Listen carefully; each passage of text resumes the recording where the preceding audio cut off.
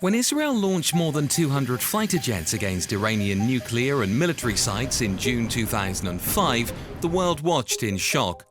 The airstrikes devastated key Iranian facilities, killed high-ranking officials, and injured dozens of civilians. Iran responded with a barrage of missiles and drones targeting Israeli cities and military installations. As both sides exchanged blows, the world's greatest fear loomed.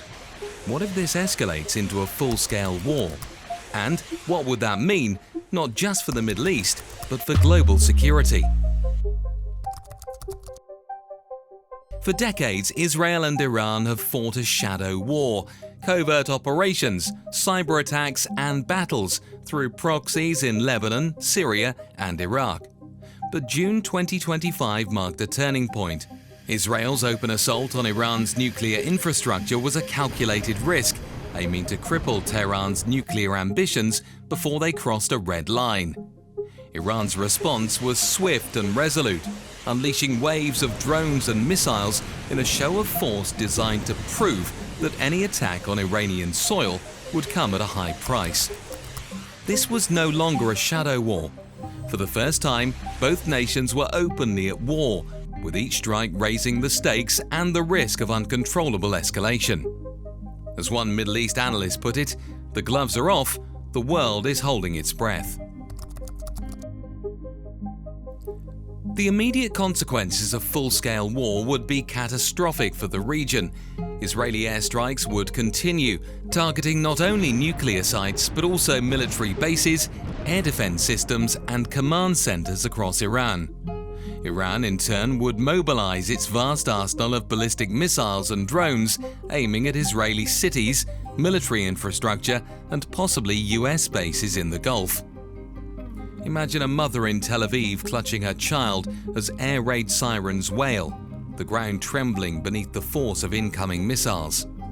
In Tehran, a father searches for his family through the rubble of a bombed neighborhood, the city skyline scarred by plumes of smoke. Civilian casualties would mount on both sides. Urban centers in Israel, Tel Aviv, Haifa, Jerusalem would be under constant threat from missile attacks. Iranian cities would face devastating air raids. The human toll would be immense, with thousands of lives at risk and millions more displaced or living in fear. The conflict would not remain confined to Israel and Iran. Iran's network of proxies, Hezbollah in Lebanon, Militas in Iraq and Syria, and the Houthis in Yemen would be activated, launching attacks against Israeli and US interests throughout the region. The entire Middle East could be drawn into a multi-front war.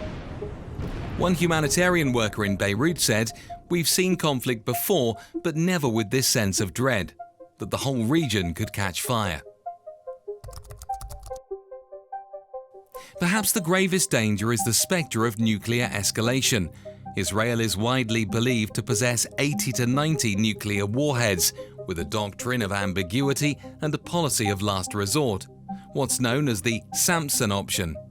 Iraq, while officially denying any intention to build nuclear weapons, has long been suspected by Israel and Western governments of pursuing weapons-grade enrichment. The threat of nuclear weapons is chilling. It's a shadow that hangs over every decision, every missile launched. While the use of such weapons remains unlikely, the mere possibility is enough to keep the world awake at night. If Iran appeared close to deploying a nuclear weapon, or if Israel suffered a massive destruction, the unthinkable could become possible. Even short of actual use, attacks on nuclear facilities risk catastrophic contamination and global panic. As a nuclear security expert warned, the line between conventional and nuclear conflict is thinner than ever. One miscalculation, and the consequences could be irreversible. A full-scale Israel-Iran war would not remain a bilateral affair. The United States, Israel's closest ally, maintains military bases and personnel across the region. Iran's leaders already believe the US is complicit in Israeli actions and have threatened to target American forces in the Gulf, Iraq, and beyond. If American citizens or assets were attacked, the US could be drawn directly into the conflict, risking a much broader war. European allies would likely follow, imposing sweeping sanctions on Iran and possibly providing military support to Israel. Russia and China, both with strategic interests in Iran, would be forced to respond, either diplomatically or through increased support for Tehran. The United Nations and world leaders have called for restraint, warning that escalation could spiral out of control and destabilize the entire international order. As one senior analyst put it, this conflict is not just about two nations. It's a powder keg with global superpowers holding the matches. The Middle East is the world's energy heartland. The Strait of Hormuz off Iran's southern coast is the choke point for a third of global oil shipments. In a full-scale war, Iran could attempt to block the strait, sending oil prices skyrocketing and triggering a global recession. The bustling oil tankers that once flowed freely now lie eerily still, their decks empty as fear grips global markets. Stock exchanges from New York to Tokyo plunge and supply chains grind to a halt. Countries dependent on Middle Eastern energy, Europe, Asia, Africa, face shortages and soaring prices. The economic fallout ripples far beyond the region, affecting billions of people worldwide. The humanitarian impact would be devastating. Hospitals in both countries would be overwhelmed. Food and medicine shortages would become acute, especially in Iran, where sanctions have already strained supplies. Millions could be displaced, seeking refuge in neighboring countries already burdened by previous waves of conflict.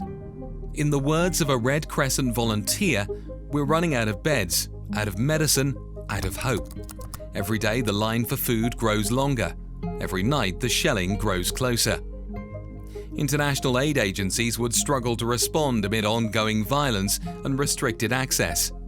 The risk of epidemics and famine would rise, compounding the suffering of ordinary people caught in the crossfire. There are several possible scenarios for how a full-scale war might conclude. Iranian retaliation and ceasefire. Iran launches high-profile strikes, claims victory for domestic audiences, and then accepts international mediation for a ceasefire, similar to past Hezbollah-Israel conflicts. Israeli escalation and regime change. Israel, with US and allied support, continues strikes until Iran's regime faces internal collapse, fueled by economic crisis and domestic unrest. Expanded regional war. The conflict draws in multiple states and non-state actors, leading to a prolonged multi-front war with no clear victor. Back-channel diplomacy. Despite the violence, secret talks eventually lead to de-escalation, with both sides claiming some form of victory and the world breathing a sigh of relief. Even if the war ends quickly, the consequences for global security would be profound. Erosion of deterrence.